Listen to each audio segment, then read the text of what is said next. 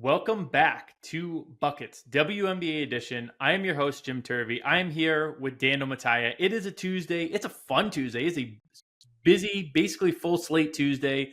Got my man Dano Mataya in here on the road. A little bit of a road game for Dano, but by hanging out, having a good time.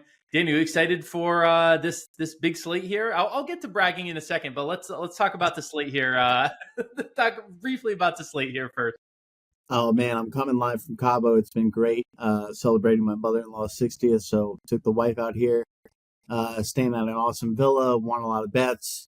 I basically won everything I bet here except for the the wager with about which one did you not win? I can't remember. I want to say we had a friendly wager this weekend on who was the worst team in the W. This was a CBS game, mind you, that somehow turned into who is the worst team in the W. It was the Chicago Sky, Connecticut Sun in Connecticut. My Sky, my Angel Reese led Sky got it done. Let's go. I need someone to clip that. Yeah, it was an ugly game. And honestly, it started off, we were talking about it before the show, it started off, Sun were up really quick, like 10-2.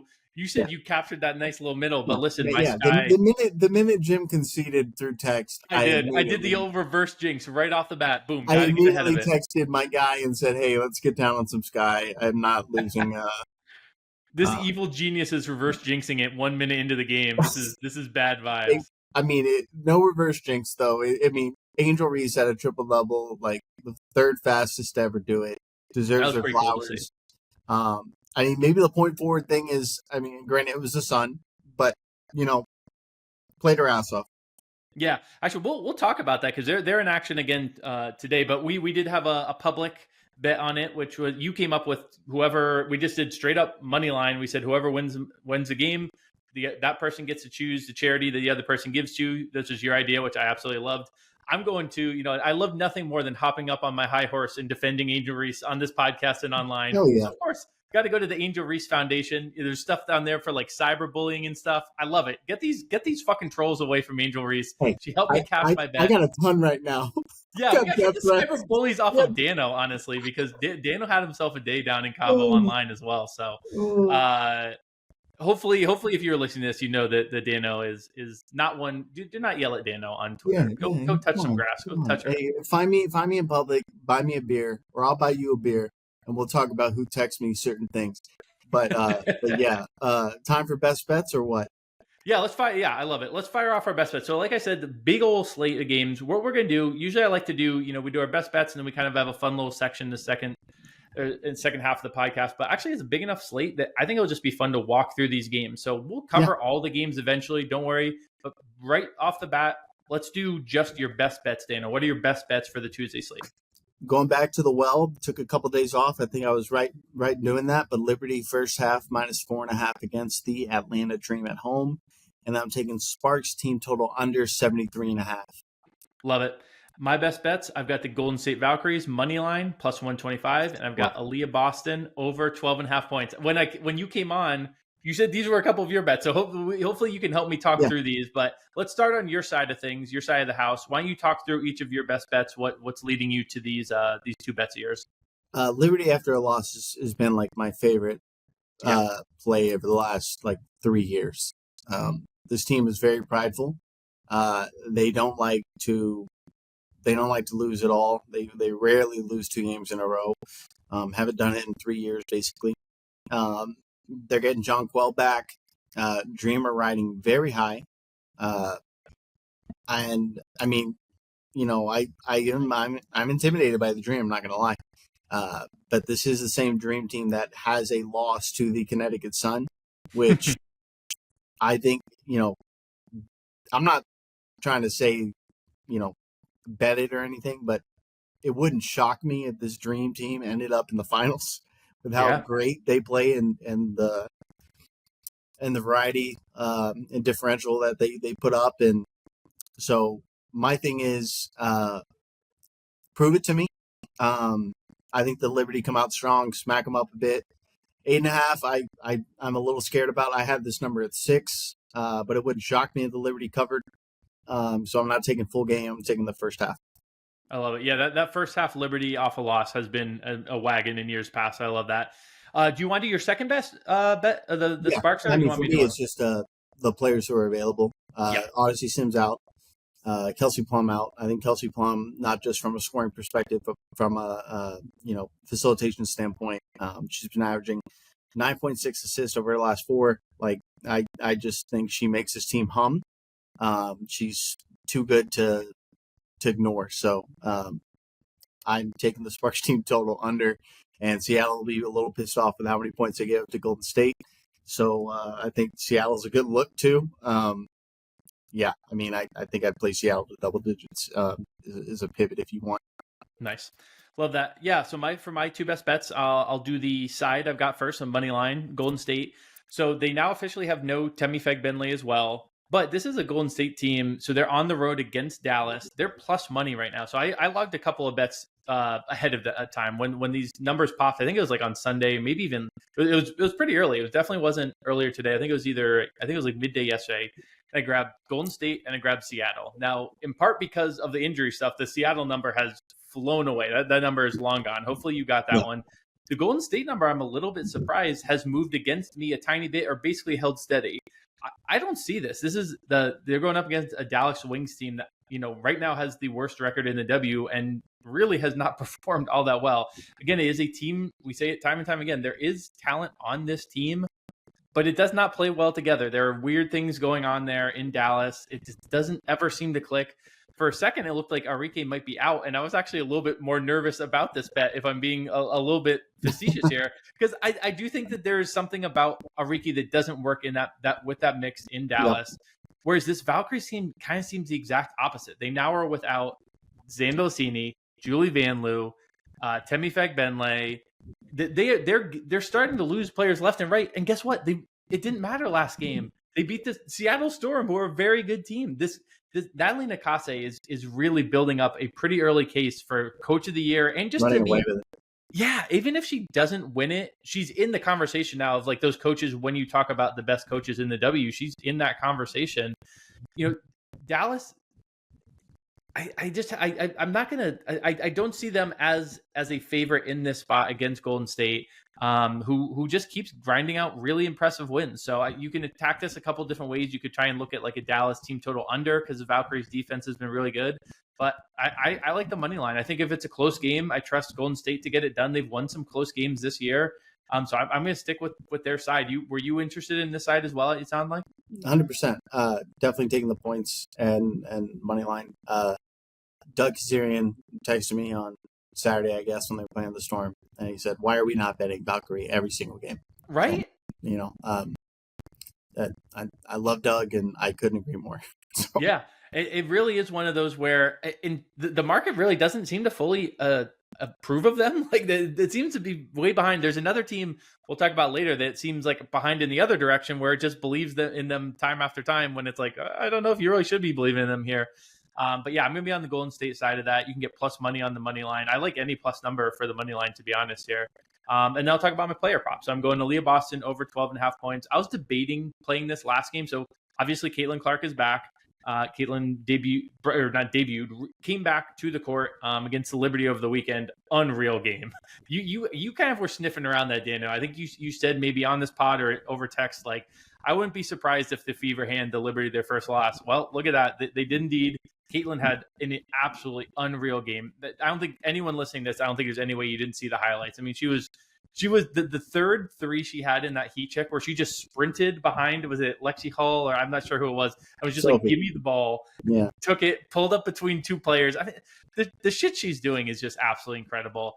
But what I was eyeing was the Aaliyah Boston of it all, because Aaliyah Boston, I loved her points under props when Caitlin was out. Those did very well. Yeah. I wanted to grab them when she came back, but that first game back, I wasn't sure what Caitlin's minutes would be, and it's a really tough New York defense. Now we get a far worse defense in the Connecticut Sun, the worst defense in the league, arguably, and we get this number at 12.5 points for Aaliyah Boston. I absolutely love this. She only got 10 that first game that Caitlin was back, but she had 10 field goal attempts. She just didn't make a lot of them because that New York front court is very tough. If you look at her usage with Caitlin Clark on the court versus off the court, the usage goes up with her on from 19.2 to 20.4. But even more notably, the points jump up. So it's 18.8 with her off versus 23.6. Wow. And that's because the true shooting goes up. She just gets better looks. Those pick and roll looks that Caitlin can create for her are really, really strong. Connecticut has the worst defense against centers this season. They allow over 27 points a game to opposing centers via WNBA.com. Now, those numbers I don't think are perfect. There's some wonky stuff if you use those, but it's directionally correct. And it shows that they are really, really a bad defense against centers. So I'm all over this Aaliyah prop. I'll probably do the escalator as well and get up to 20 plus as well at a decent number. Love it. And I feel like she definitely goes after like two players hard, like Tina Charles and Brittany Griner for some reason. Like Aaliyah has some extra edge whenever she plays those two players, and I love that. So couldn't love it more. Love it. Okay. Our little thing that we have here, Dano, is we do Survivor on our Tuesdays as well. And we are still live. We are down to minus 600 or less, but we've had a couple of close calls here and there, but we are still live. And we actually have two plays from the same game that theoretically could kind of parlay together pretty decently. Producer David Payne, thank you to him. He dropped in the doc here that you can parlay these and get not too bad, a little minus 200, especially since they're kind of correlated together. So you want to talk through your pick for the Survivor game here at, I think it's actually like a minus 430. So technically it could even clear next week, but talk to me about Sonia Citron. I did ask for a lob from Jim Turvey on this. So Sonia Citron, 10 plus points per Jim Turvey, cleared it in every single game this season. Yes. I love the matchup already against the Sky. Like they're coming off all high and mighty after a win. First win against somebody other than Dallas. So yeah, I mean, she's got the minutes. Don't really trust the guard defense of Chicago at all. I wouldn't be surprised if she scored 15. So love it. Yeah, she has a really nice high floor as well. And so it goes kind of hand in hand with what I've got. I've got Brittany Sykes 3+ assists, which is a minus 550. She's cleared this in all 10 games as well. So you're getting two props here that both players have cleared in literally every game. And for Sykes, she's cleared that, even though in multiple games she's had foul trouble. In multiple games she's had to go to the locker room and then come back into the game because she's had the little injuries here and there. Chicago allows the fourth most assists per game, one of the worst defense. We've talked about it. And one little factor here, we'll kind of, as we go through these games, you'll kind of notice a trend. There's some pretty big spreads out here. I get nervous with these Survivor plays when you do it in a blowout because sure, you can get a big number, but blowout usually means fewer minutes, and fewer minutes just means an opportunity to not get those stats. And like it can increase your ceiling, but it can also kind of make your floor a little dicey. So this should be actually a pretty close game. I do think Washington will take care of business. They're about 4-point favorites on the road. But I think it'll be at least a decent enough game that Citron and Sykes will still be out there, pretty late in the fourth quarter and get a pretty good minutes run. So Sonia Citron, 10+ points, Brittany Sykes, 3+ assists. Got both of our plays in there, and that would be a minus 200 parlay. That's really not too bad. So that is our Survivor pick of the week. Now, usually, like I said, we kind of turn the second half over to, a fun little segment, something funky to do. But this slate is awesome. It is 6 games on Tuesday. I'm going to go in to watch at Wilka Sports Bar. You see this opened up in New York City, Dano? One of these, it's like women's sports specifically bar. I'm excited to check it out. Haven't checked it out yet. So I'll be there taking in all 6 games. The only team not playing tomorrow is Phoenix, so we really get a lot of WNBA action. So figured we just kind of walk through the slate actually and just kind of share some thoughts on each game and kind of enjoy what this fun WNBA slate is.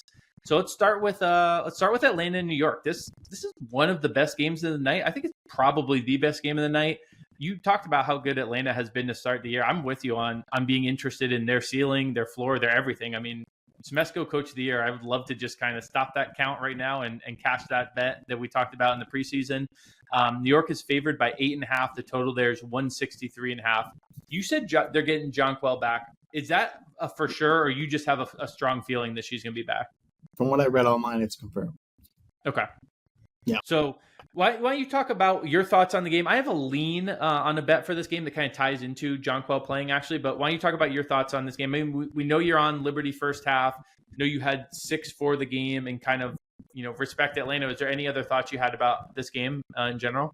Yeah, I mean, I think I might lean under, but I do see Atlanta, potential for them exploding in the second half,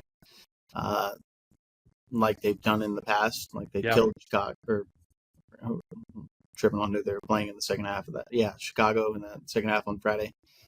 So like I could see it totally ballooning. But to me, it's going to be one of those games where I'm like, why didn't I take Atlanta getting 8.5 points? Or damn, the Liberty do respond really effing well.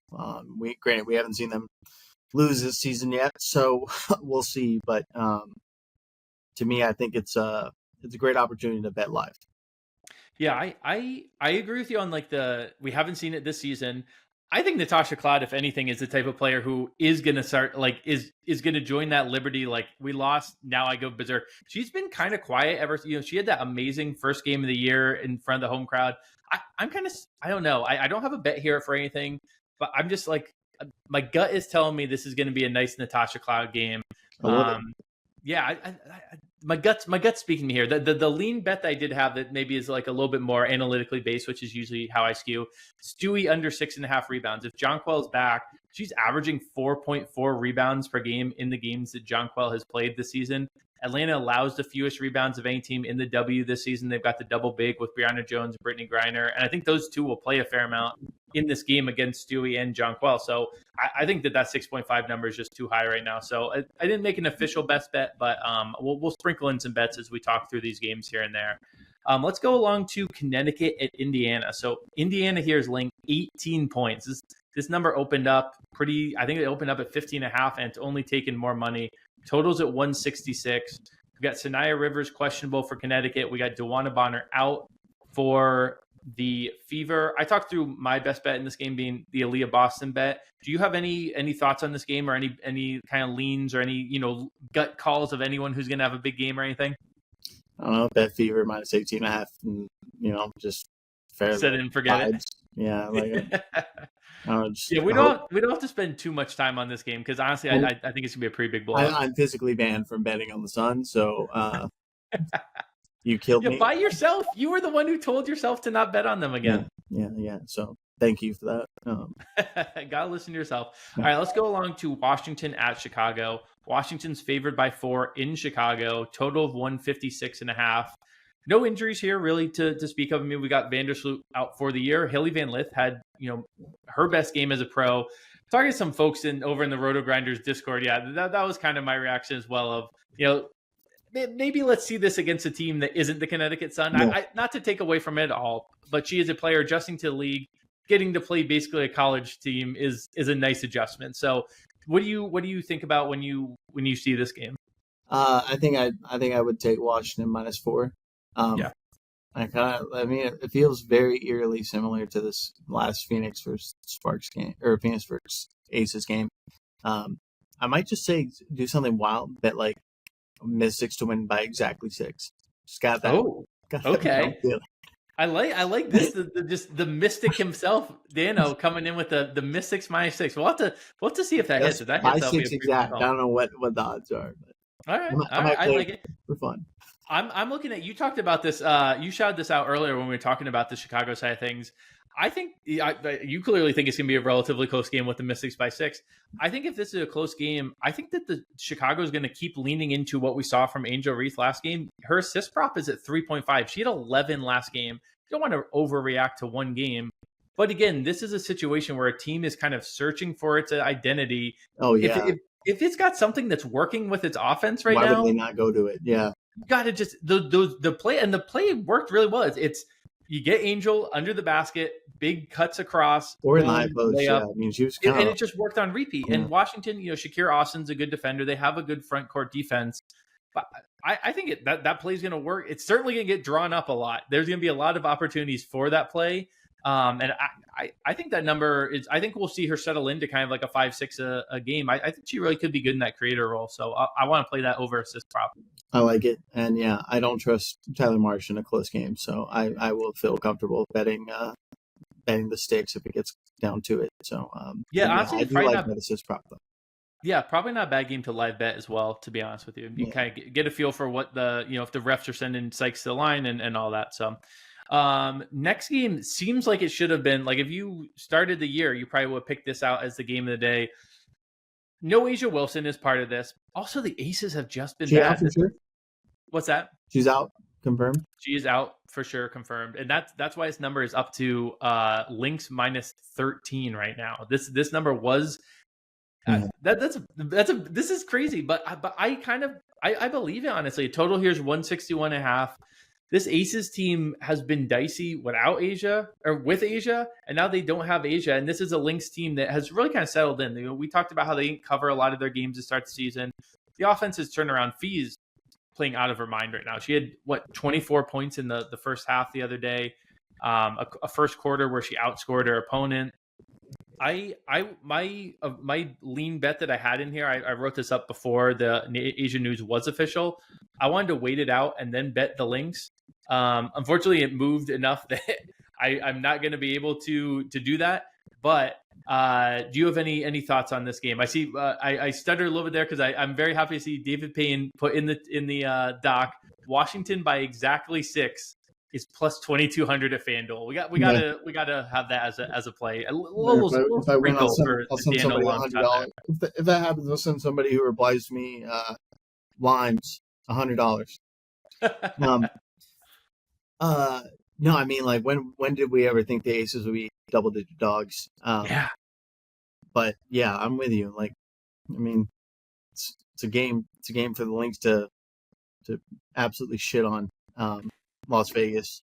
The real changing of the guard of like we're the team out west. This is a Commissioner's Cup game. The Lynx need to win it, I believe, to get into to officially lock their position into the Commissioner's Cup championship. So there's reason for them to really go all out in this game, and I think you're right. I think it's kind of a good statement game as well.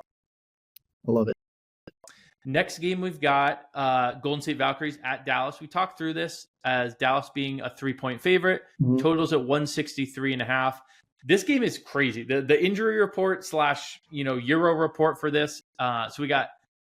Well, I'll start on the Golden State side because we have Julie Van Loo, Tammy Fagbenley, Janelle Salon, Cecilia Sandelicini all out. Tip Hayes questionable. So that's a starting 5 right there. But then on the other side for Dallas, Maddie Segrest is out.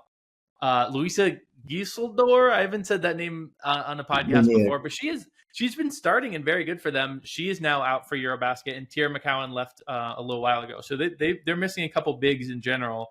A lot of players missing. I talked through why I like the Golden State money line. Do you have any further thoughts on this game here? No, Wings are terrible.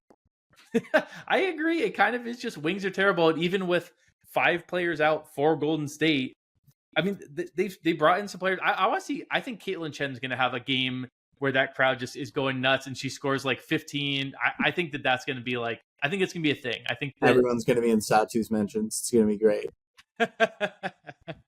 We'll leave that one there. All right, final game of the night. We've got Seattle Storm -8 at the Los Angeles Sparks. Again, this opened up with the Storm as plus money. Log that in the app. Really hope you got that there because I wish I would have. I was on a boat in the middle of the Pacific Ocean. Yeah, either get the bet or have a pretty good excuse not to.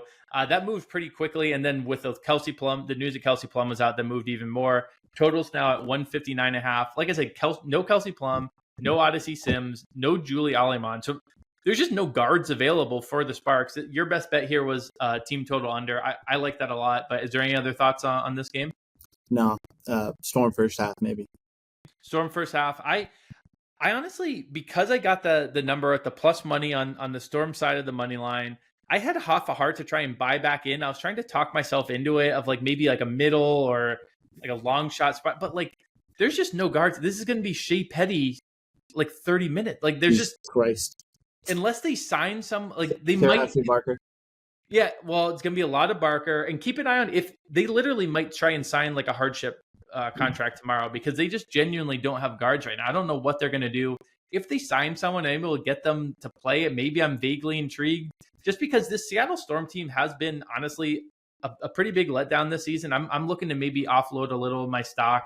The vibes are just weird. Losing that game to the Valkyries seemed like a really strange loss for Seattle. So only bad. 70 points. So Something's bad. going on. Yeah, something's going on with Ezzy. Her scoring and shooting is really off. So I kind of wanted to buy back, but with those three out and with the roster as is, I can't do it. Yeah, I'm with you.